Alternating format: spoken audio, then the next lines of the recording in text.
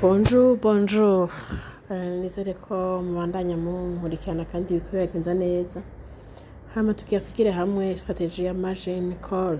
Margin call ni strategie ushobora gukoresha iyo isoko iri muri tendance baissière canke iri muri down trend canke ico twita bear market. Nkuko ushaka kuyikoresha muri sideway market, margin call ni hahandi utuma robo kagenda irarangura uko bigenda birakoroka kagenda irarangura hama hagiye candlestick yo kuduga imeze nk'iyikubita iduga robo ikagenda idandaza. Ni ukuvuga ni ya strategie itamenyerewe atahandi hantu wayisanga atari muri Europe kubera ko isoko iko iriko iramanuka canke isoko kanaka ukakorera muri iramanuka royo kigenda guhinyuka kandi ikamanuka. Ni mu nzira zose z'isoko numva isoko iriko iramanuka ariko robo ikagenda idandaza kubera ko murazi yuko iyo isoko iriko iramanuka ntimanuka ikubita umurongo ukomeye tudruwa igenderagira mu mvuma zo kumanuka no kuduga.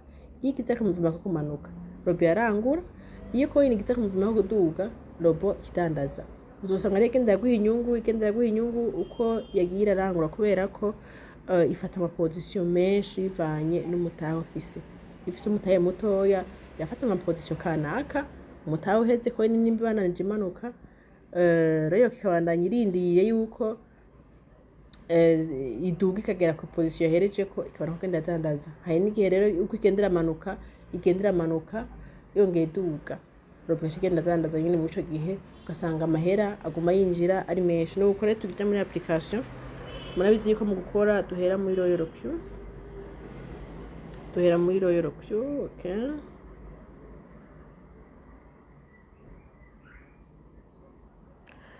Okay, turabe coin twoshobora gukora. Urabona yuko izi coin ziri mu kuva ku isoko to be delisted. Ni ukuvuga iyo urakoresha Royal Q iraguha ama information hakiri kare kuko isoko irayikurikirana cyane hafi gose bituma iyo umaze kubona yuko hari coin iryoshka ukaba warayikoze ushobora kuyimura ukayimurira mu yindi soko. Okay, turabe rero tuje kuri coin dukore dufate tufatira kuri signal ariko na signal ni sawa kwikurikirana ugakurikirana signal baba baguhaye ahantu cyo usanga bihinduka nivyo ngomba kukubwira ni ku margin call drop. Ni kuvuga robo ibwira ngo coin imanutse urugero ushundangura position ya mbere uko arabishaka wibwire mbega kubwe vuga ngo nje kurangura biko biramanuka mbega nje kumenya gute ko ntageze ko ndangura wowe ibwiye uti bimanutse nka M gusa tufata position ya mbere ukoresha amahera ya nayo ikoin iswe kumanuka urugero rungana uko usufata position igira kabiri urangure nimba bishika kiduga uradandaza iswe ikamanuka urarangura iswe ikaduga uradandaza komsa igwa muri izo sirikwiro yo. Okay, iragura ikadandaza niho kazi kayo.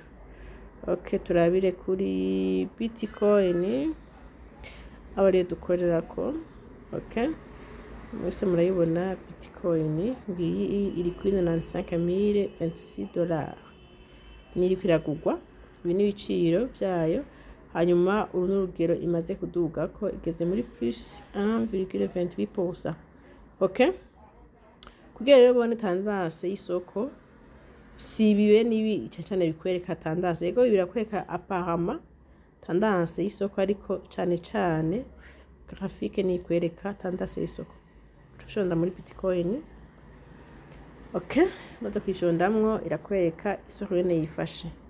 Urabona iyi tendance yavuye ngaha iraduga none buna kugira irondera ukuntu yomanuka. No kuvuga igomba igike tendance baissière.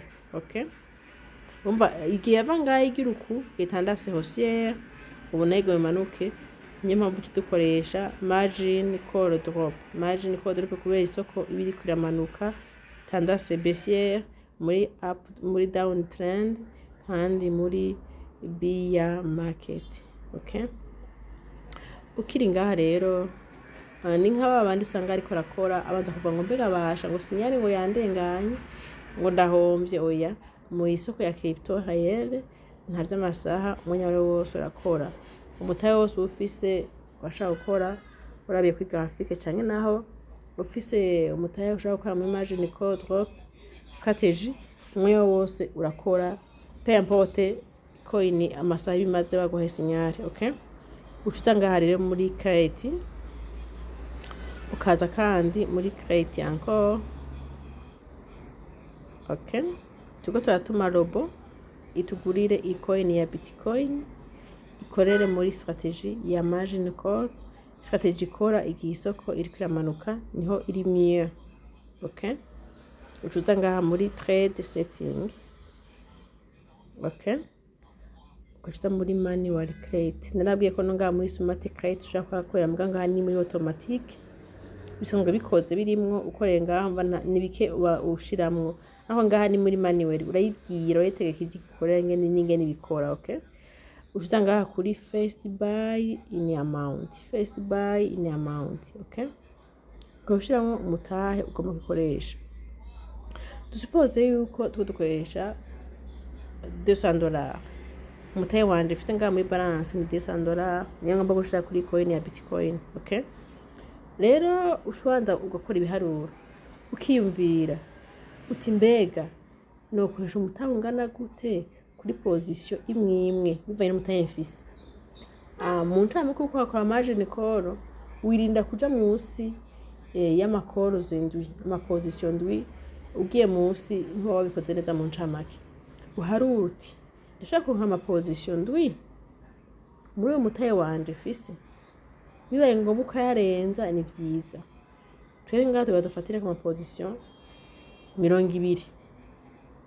Gufata amaposition menshi navyo ni vyiza kuko naho coin yomanuka gute uguma uriko arya amahera kandi ugumana urobiguma ironka amahera iranguza, sivyo? Kuko ntubuzi coin ija kugarukira mu kumanuka. Dufate rero kuri 200 mfise dutanguze ko position imwe yoranguza $10 habagira 5, ariko nasanga ari duke cyane, ariko 10 niyo zo kwa mu moyenne. Nkuko ushaka 15, nkuko ushaka 20, ku buryo gusa kuronka amaposition menshi yoshoboka kubaho. Okay, hanyuma amabuto yose murazi yuko ari kuyugara. Okay, hanyuma ukaza ngaha kuri margin call limit. Margin call limit murazi yuko imisi yose uhashira inshuro robo ija kurangura. Mwibuke yuko dufite umutahe wa 200 hanyuma iranguje $10. Nukuvuga ngaha mutamumva yuko iranguje $10 ku nshuro imwe nanje kuranguza inshuro zingahe. Nukuvuga ni inshuro 20, naho kubera inshuro ya mbere y'ikitegererezo ucuyikuramwo cyaziba inshuro 19. Okay, okay, hanyuma tuze ngaha kuri whole position take profit ratio. Take profit nimba muri signal baguhaye 2% urayashirako kuye nyine baziguhaye. Okay, nka 2% karorero dushireho 1,5.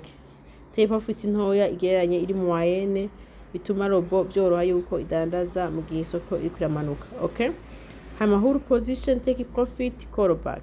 Okay, iyi ni nyungu y'inyongera robo ikuzanira igihe coin yabandanije imanuka hama ikaza kugira gusubira inyuma ikoroka igeze ku kibaye yahaye ngaha robo itahana izo nyungu zose bigezeko. Mu ncamake iba yakongereje nyinshi cyane kuko uwayisavye iba yazirengeje. Okay, gashiguha inyungu y'umuyirengera. Okay, ucugira 0,1. Okay, ukaza iyo baguhaye muri signale ugishira kurya bayiguhaye. Ukaza ngaha muri margin configuration. Margin configuration ni hahandi rero haja tactique, haja drop, hahandi ubwira robo ngo coin ni yakoroka kuri uru rugero ucurangura position ya mbere, ikose kuri uru rugero ucurangura indi position. Okay, tuzarenga mu margin configuration tuharara. Murabona par défaut ivyo baguha mwangaha wowe urabihindura par défaut ivyo baguha, par défaut ivyo baguha. Okay, ufise umutahe mutoya nta kabura kugira ngo times ngugire 2 canke 4 oya, kuko umva ubwero bunguje kurangura inshuro nyinshi, inshuro 2 ikoresheje mutahe wawe wakoresheje ugasanga nawe mutahe wawe ni muto. abakoresha bafise imitahe minini ni kuvuga ko ukoresha ngaha muri one time ya hose one times aha naho uca wisunga urugero coin ishobora gukorokako. Iyo baguhaye tactique muri signale urahengera kuva ngaha kuri first call kuva ku ya mbere gushika ku ya kane. Aha washobora kugira intuze bashobora gushiraho hirya baguhaye guhera ku ya gatanu kuzirenga ugaca udiviza na kabiri ugaca ugira diviser par 2 iyi wagize ngaha. Nimba baguhaye tactique ya 2% aha guhera ku ya gatanu kumanuka uca ugira 1,1 baguhaye 2 ugira 1. Okay, uca udiviza na kabiri. Nuko nukuvuga amaposition ya mbere bayita amaposition ari dependante. Okay, guhera ku ya gatanu e plus zitwa position independante. Bisigura yuko izi coin iriko yamanuka robika iriko yarangura igeze kuri izi position coin iduze hagize n'akantu sikiko kuduga kabaho iposition imwe ishigenda idandaza igenda atanga inyungu ukwayo. Mugize zine zigezweko zirarindira ntizivirayo nimwe yose ntive kwayo zirarindira imwe yose ni kuvuga iko yaduga igeze iherenga kuri 4 iduga irarindira robija gutanga inyungu igeze kuri position ya mbere yo hejuru. Mugizi imwe yose igenda idandaza itanga amahera wayize ko ku ncuro ya imwe n'inyungu wayisavye yakiguha inyungu. Ni kuvuga abayita ama position ari independante nayo ni position dependante. Okay, rero tufatire kuri mbega urugero coin ishobora kumanuka ko n'uruhe. Ni kuvuga nababwiye muri signale aba yaguhaye tactique ikorera ko kubera aba yagize ko analyse. Ariko ivyo ngombe nkora ubunyene ngombe nihe ama tactique jewe nisunze urugero coin ishobora kumanuka ko ruzwi. Okay, tufate ahantu coin ishobora kumanuka ko cyane kujye wowe wicungereye wowe uzokwamana amahera bivuye n'umutaha office. Ni urugero ruri hagati ya 60 urugero rwa 60 pusa. Okay, hamwe na 90 pusa. Okay, ni kuvuga urugero wagerageje gusettinga coin yawe ukayiha kwishaka kumanuka 60 pusa aho uzokwamana amahera navyo ushika harenga ntuzobugiye kure izozi gusanga hafi ikiraduga izogusamira hafi. Ni kuvuga shike muri umuntu yagize amadorope makeya canke afatiye ku percentage ntoya. Okay, tuze rero kuri twihe entre 60 et 90. Okay, mwese murazi yuko drope tufate nk'akarorero 60% na 90 twihe twege ndiko daraba ikoini uko yagira amanuka ntiyagira ashika kure cyane. Twihe 50% duhere ku 50% twege ko coin ishobora kumanuka 50% nkuko nawe kwiha 60% cyangwa 70% cyangwa 80%. Ni kuvuga no kwiha binini yahugira umaximize uburyo bwose coin yo manuka igashika kure uzokwamutwaronka amahera.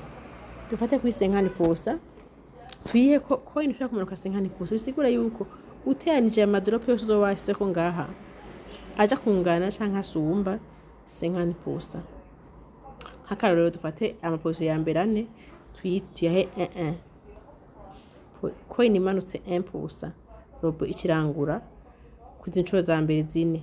Okay, amatime zija kurangura umwanya umwe byose bikora umwanya umwe.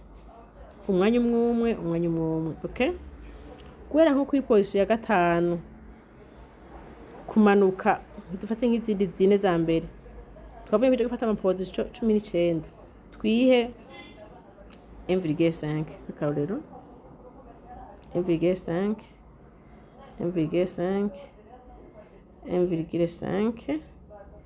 Okay, 1,5. Okay, times toujours ni 1 times imwe umwanya umwe. Okay, sawa. Hanyuma muje kuraba turaja guteranya ibi byose amadrop turaja kuyateranya turabe ko ashika 50 canke arenga. Okay, guhera kuri izi z'icenda dufata izindi zine ho gushaka kuya 13 tuyihe nka 2%, kwene mose 2% irangure rimwe kandi 2%. Okay, mose 2% kandi. Okay, dufate rero izi zine gushaka kugiye 13. Okay, tuyibwire kose 2% yanyine ikirangura.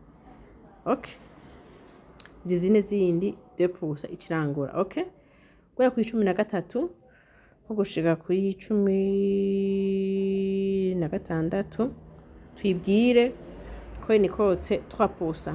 Okay, ikirangura. Okay, ko ni kose 3% ikirangura.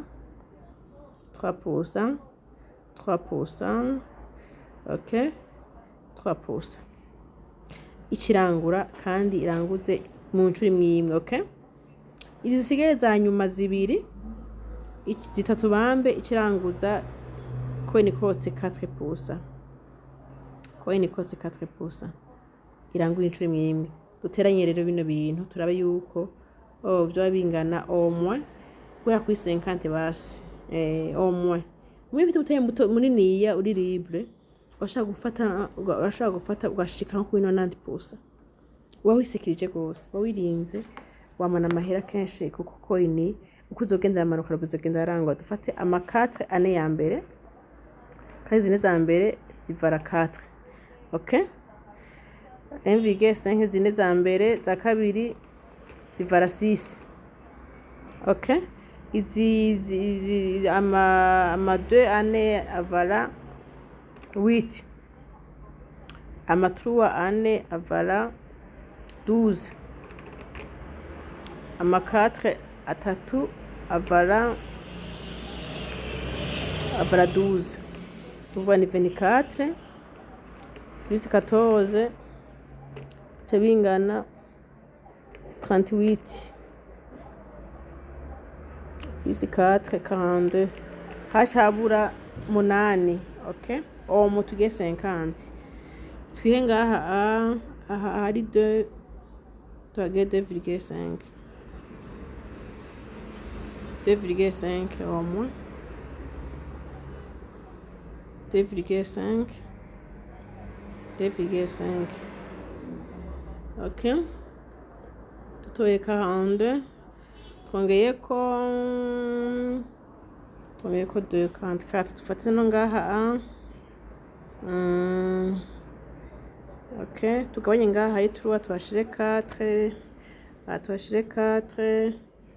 aho tugira ama 5.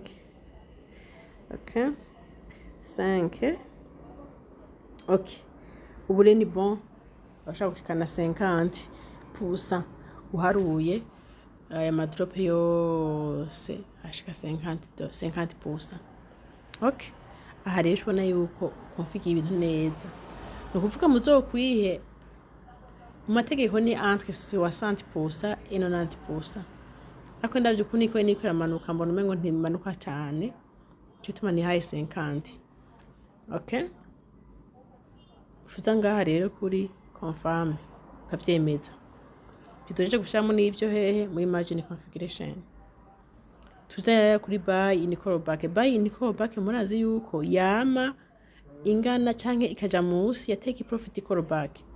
Squat ndahasha 0,1 canke 0,01.